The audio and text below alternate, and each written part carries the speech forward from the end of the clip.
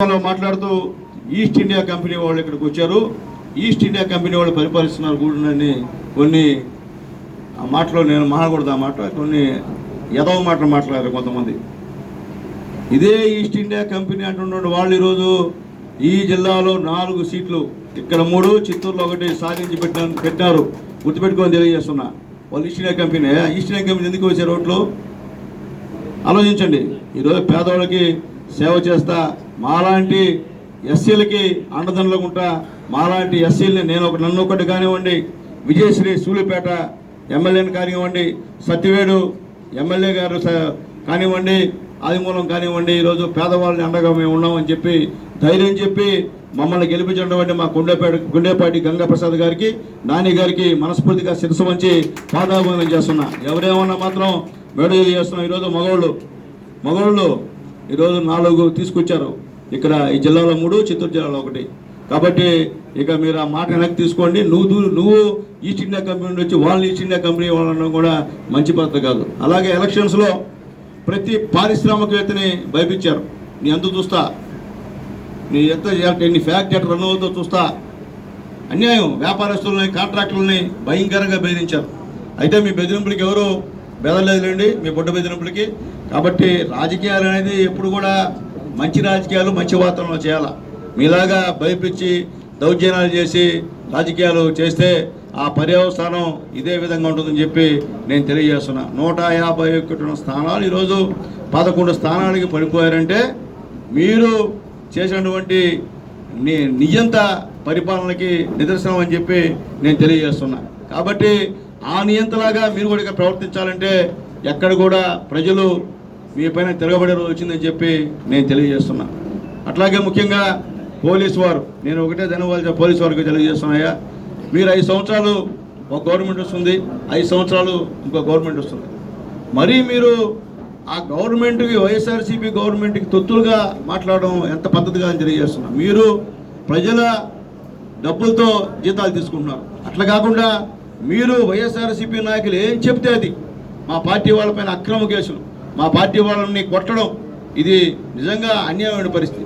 మేము చెప్పాం, మేము గతంలో ఉండాం అధికారంలో, మేము ఎప్పుడు కూడా ఎక్కడ కూడా ఇలాంటి పనులు మేము చేయలే.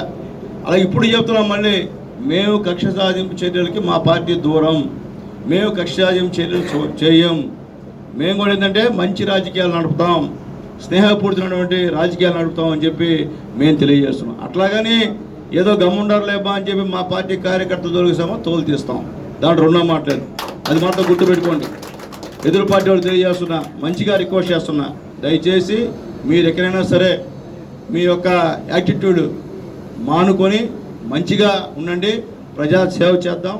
ఎక్కడ కూడా గూడూరులో మంచి వాతావరణం కల్పిద్దాం. ఏ రోజు కూడా గూడూరులో ఇన్ని సంవత్సరాలు నాకు తెలిసి ఈ విధమైన వాతావరణం ఈ వైఎస్ఆర్సీపీ నాయకులు గెలిచినందువల్ల వచ్చిందని చెప్పి నేను తెలియజేస్తున్నా. అలాంటి వాతావరణాన్ని మనందరం కూడా మొత్తం కట్టుదిట్టం చేసి శాంతియుత వాతావరణంలో గూడూరు నియోజకవర్గాన్ని అందరూ కూడా నాయకులు, కార్యకర్తలు తీసుకుపోవాలని చెప్పి అందరం కూడా రిక్వెస్ట్ చేస్తున్నా అని చెప్పి నేను తెలియజేస్తున్నా. అలాగే ఈ గూడూరులో రౌడీలు రాజ్యం వెళ్తున్నారు. బెదిరింపులు, మాట్లాడితే కొట్టడాలు, లేకపోతే కత్తిపోట్లు. దయచేసి పోలీసు వారికి తెలియజేస్తున్నాను, ఈ రౌడీలంతా ఖచ్చితంగా ఏరిపారాలని చెప్పి నేను తెలియజేస్తున్నా. నా గూడూరులో రౌడీ అనేవాడు ఉండకూడదు. ఉంటే మారండి, మంచిగా రాండి. అంతేగాని మీ రౌడీ ఏజాలు నా గూడూరు నియోజకవర్గ ప్రజలపైన చూపిస్తే మాత్రం మీ సంగతి తేలుస్తా అని చెప్పి రౌడీలకి మరొకసారి హెచ్చరిక చేస్తున్నా అని చెప్పి నేను తెలియజేస్తున్నా. అలాగే ముఖ్యంగా ఈ కాన్స్టిట్యున్సీలో అందరూ అన్ని కులాల వారు నాకు సహాయం చేశారు. వాళ్ళందరి దయ వల్ల నేను కూర్చోన్నా. అట్లాగే ముఖ్యంగా అందరూ కూడా ఏంటంటే నాతో ఉన్నటువంటి పేద రెడ్లు, మైతరతి రెడ్లు, ఈరోజు నిజం చెప్పాలంటే నాతో 500 మందితో నేను కోటలో మీటింగ్ పెడితే, రెడ్లతో మీటింగ్ పెడితే వాళ్ళు రెడ్లు కాదన్నారు. అంటే డబ్బులు లేవని, మా రెడ్ల దగ్గర డబ్బులు లేవని చెప్పి వాళ్ళు రెడ్లు కాదన్నారు. డబ్బు ఉన్నటువంటి రెడ్లంతా ఒకవైపు, డబ్బు లేని రెడ్లు తెలుగుదేశం పార్టీ వైపు. గెలిపేవారిది డబ్బు లేని రెడ్డితే ఈరోజు ఈ నియోజకవర్గం తెలియని చెప్పి నేను తెలియజేస్తున్నాను. కాబట్టి ఎప్పుడు కూడా ఈరోజు ఉన్నటువంటి ఎస్సీ, ఎస్టీ, బీసీ, మైనార్టీలు ఏకంగా అందరూ ఒకటే తెలుగుదేశం పార్టీకి ఓటు వేసి గెలిపించినందుకు వాళ్ళందరూ కూడా పేరున మనస్ఫూర్తిగా ధన్యవాదాలు తెలియజేస్తున్నా. మీరందరూ కూడా ఈరోజు 21,000 నాకు మెజార్టీ ఇచ్చారు. అలాగే తెలుగుదేశం పార్టీకి దాదాపు 131 సీటు తేనా 130 సీట్లు తెలుగుదేశం పార్టీకి ఇచ్చారు. అలాగే మా జనసేన నాయకులకి మనస్ఫూర్తిగా ధన్యవాదాలు తెలియజేస్తున్నా. ప్రతి గ్రామంలో కూడా ఒక్కరున్నా, ఇద్దరున్నా, ముగ్గురున్నా, 10 మంది ఉన్నా సిన్సియర్గా ఎత్తిన జెండాని దింపకుండా మాతో ఫాలో అవుతూ మేమున్నా లేకపోయినా ఇంటి